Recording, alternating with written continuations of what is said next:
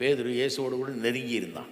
எங்கே போனாலும் கூடிய ஒட்டிக்குவான், எதுக்கு எடுத்தாலும் பதில் சொல்கிறது, கேள்வி கேட்கறது, இந்த வேலை பேதுருக்கு இல்லையா? பேதுருடைய வாழ்க்கையில் பார்த்தீங்கன்னா இயேசுவோடு நெருங்கி இருந்த போதெல்லாம் அற்புதமான காரியங்களை அவன் செய்தான், அற்புதமான காரியங்களை அவன் பேசினான், அற்புதமான தைரியம் அவனுக்கு இருந்தது. இந்த 3 காரியம் இருந்தது. அற்புதமான வேலை செய்தான், பேசினான், அற்புதமான விதத்தில் தைரியம் உள்ளவனாக இருந்தான். என்ன உதாரணம்? படகுல போகிறாங்க, கொந்தளிக்குது கடல், பயப்படுறாங்க. இயேசு நடந்து வர்றதை பார்க்குறான். இவனுக்கு நல்லா தெரியும் கடலில் இறங்க முடியாது, நடக்க முடியாதுன்னு. இவன் மீன் பிடிக்கிற தொழில் தெரியாதான், இறங்கினா கீழே உள்ளே தான் போவோன்னு தெரியும் அவனுக்கு. காற்று கடல் அலை வேற அடிக்குது, ஸ்டாம் போயிட்டு இருக்குது, கொந்தளிச்சுக்கிட்டு இருக்குது.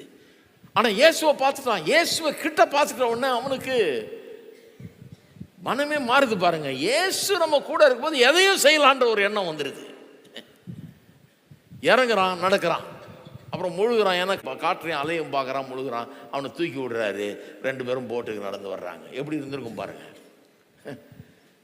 ஒரு அசாதாரணமான ஒரு செயல், எவரும் நினைச்சு கூட பார்க்க முடியாது. எப்படி செஞ்சான்?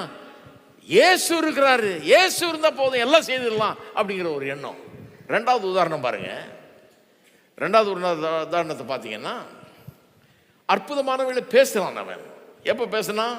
இயேசு கேட்குறாரு. செசரியா பிலிப்பு பட்டணத்துக்கு வந்தபோது இயேசு கேட்குறாரு, ஜனங்கள் என்னை யார் என்று சொல்லுகிறார்கள் கேட்குறாரு. அவங்க சொல்கிறாங்க, சீஷர்கள், நீர் எலியா என்றும் ஜெரேமியா தீர்க்கதரிசி என்றும் மற்ற தீர்க்கதரிசியில் ஒருவர்னு சொல்கிறாங்க. எல்லாமே தப்பு, இது கிடையாது. அவர் இப்போ நீங்கள் என்ன சொல்கிறீங்க சொல்லுங்கள், அவங்கள விடு, நீ என்ன நினைக்கிற என்ன பற்றின்னு கேட்குறாரு. அவன் சொல்கிறான், வாயை தருது. திடீர்னு அவனுடைய வாய் ஆவியானவருடைய அவயவமாக மாறிடுச்சு பாருங்க. ஆவியானவர் பயன்படுத்துகிறார்.